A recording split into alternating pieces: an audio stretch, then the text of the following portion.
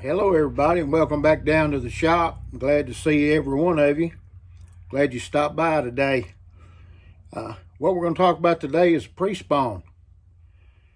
Pre-spawn is coming on quick. In certain parts of the country, they're already moved up really shallow. Other parts are just kind of starting to get in that direction. We've all seen the videos of what to look for and where to go and where they might be. Today, I just want to share 3 of my go-to lures for the pre-spawn. Now, a lot of people, throw different stuff. Of course, crawl, colored lures, or just a lot of different stuff. But these are 3 that I've found during the pre-spawn. When that water's getting right up there, close to 60, it's not hardly time to throw a top water yet. I like to throw a top water after 60 degrees, 61, something like that. But before then, I like to throw a crankbait. Usually we'll throw these on a relatively slow speed reel, probably about a 5-4 to 1. And don't get too fast with them. And most of the time, you'll have some good luck with these.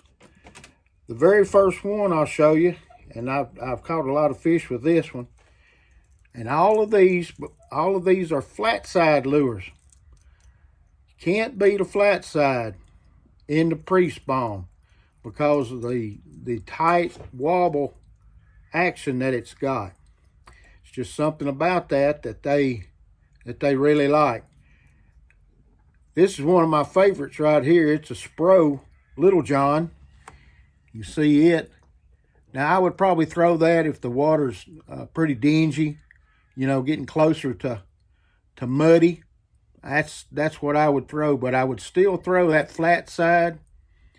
David Fritz come out with that flat side, and by all indications that I've read, that's one of the most popular lures ever designed and sold. It's about the top selling lure that there is as a David Fritz side.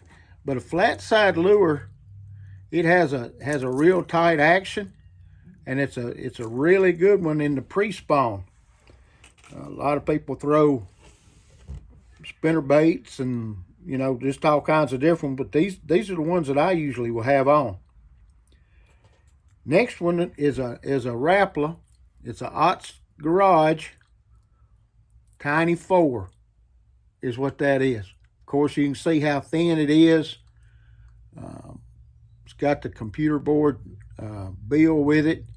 And again, this one right here, it looks like a shad. But it has that real tight wobble again that they really do like in the pre-spawn. Now you can see this one here. I put a different hook on the front. I always change out my hooks on all of them pretty much.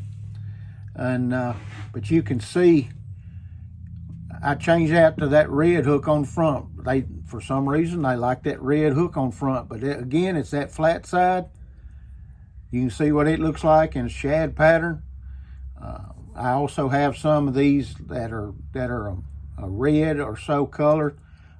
Red or shad is going to get you bit in the pre-spawn. My other one again is another Rappler.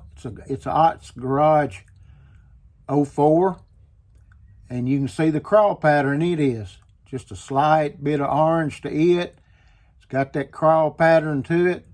Again, I've changed out the front hook on it to a red hook. Just give it a little bit more color in the water as it's coming through the water and going through the rocks. I'll look for a lot of rock and riprap and such as that, because whenever the pre-spawn is happening, crawls will start coming out from under those rocks after it warms up, and that's what they're going to be looking for. Crawl is a really good source of food for them in that pre-spawn, because once they start spawning, of course, they're not going to eat for a while.